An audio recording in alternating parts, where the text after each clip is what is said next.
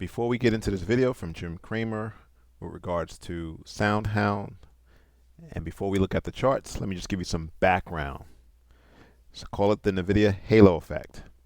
It blew out earnings, talked about AI and how it's going to transform all industries.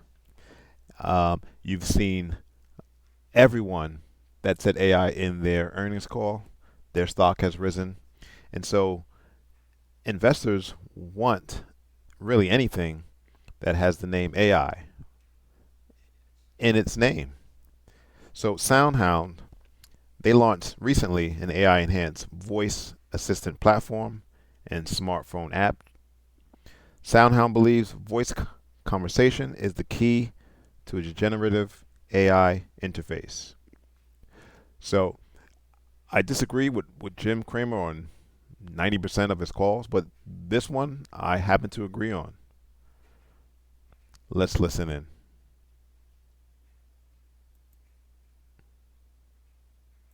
Let's go to Bob in New Jersey. Bob. Jimmy Chill. Yo, the Chillman's in the house. What's happening? First time caller, long time listener. My question is this AI boom the real deal or a classic sucker's rally before we head into a recession? And if so, how do you fancy the stock Soundhound.AI? No, I have it. I have the app. I don't think the company's worth what it's selling for.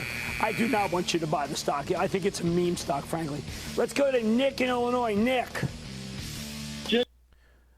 He called Soundhound a mean stock. Clever, creative description of Soundhound. I would have just called it a loser in the AI space. Nevertheless, let's go to an article. You don't have to take Jim's word. You don't have to take my word for it. This article is coming from Simply Wall Street. Have insiders sold Soundhound AI shares recently? This article was created on May 21st. Goes on to say, we wouldn't blame Soundhound AI shareholders if they were a little worried about the fact that Lawrence Marcus, a company insider, recently netted about $500,000 selling shares at an average price of $2.52. That sale reduced their total holdings by 26%, which is hardly insignificant. Notably, that recent sale by Lawrence is the biggest inside sale of Soundhound AI shares that we have seen in the last year. That means that an insider was selling shares at slightly below the current price of $2.73 at the time, again, May 21st-ish. As a general rule, we consider it to be discouraging when insiders are selling below current price because it suggests they were happy with a lower valuation. Now, this is key. Soundhound AI insiders didn't buy any shares over the last year. So you can see, last 3 months, 640,000 shares were sold. Between 3 and 6 months, 53,000 shares were sold. Between 6 and 9 months, 6,600 shares were sold. Between the 9 and 12 month, 5,000 shares were sold. If you look to on the right side, shares bought, nobody bought them.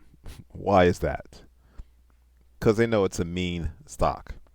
Now, if you believe in Soundhound and you're saying, this is just garbage, well, let's look for some levels to go long perhaps. Now, this was I did a short that never made it to the public eye. There was some support. Support got breached.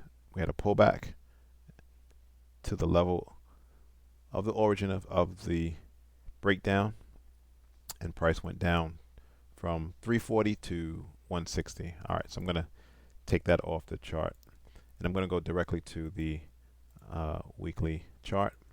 And I always talk about equilibrium and imbalances. So when I look at the weekly chart, price is range bound. So in here, price is at equilibrium. The extremes, you have an imbalance between sellers and buyers, and down here you have an imbalance between buyers and sellers, right? More buyers down here, more sellers up here. In here, the buyers and the sellers are equal. All right.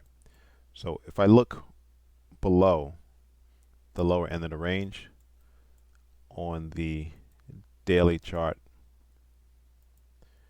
I do see a nice level on the daily chart at $2.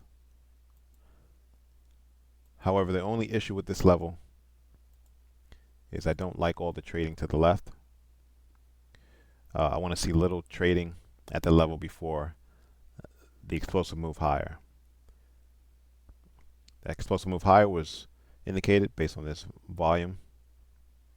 And if you compare it to the candles, to the volume to the left and the right, you can see it's 2, sometimes 3x.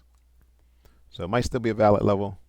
I do like this. It's at the $2 psychological round hole number. So that could be a level to go long. Let's just put it in. Daily buyers at $2. All right, so when we look at current price, we go up and to the right.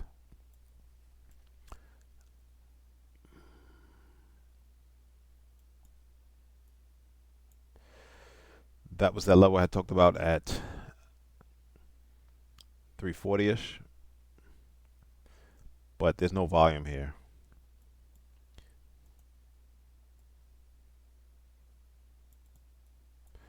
And in addition, we have a lot of trading to the left.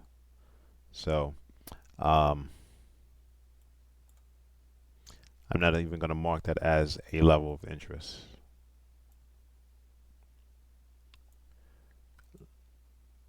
Let me go to the weekly. All right. So I do see some support resistance at the $450 level. So if price can break out to the upside, look for 450 to be your next target. Let me go back down to the daily chart. Now for the bulls, I have good news. Price is now above all the simple moving averages. These moving averages should serve as support. So it's possible that we could see a continued rise in price.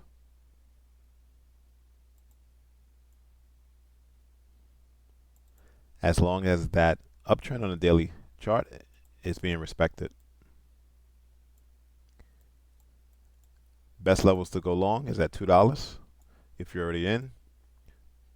As long as price can continue to respect that uptrend line, look for a target at say $4, which would be before the resistance support band.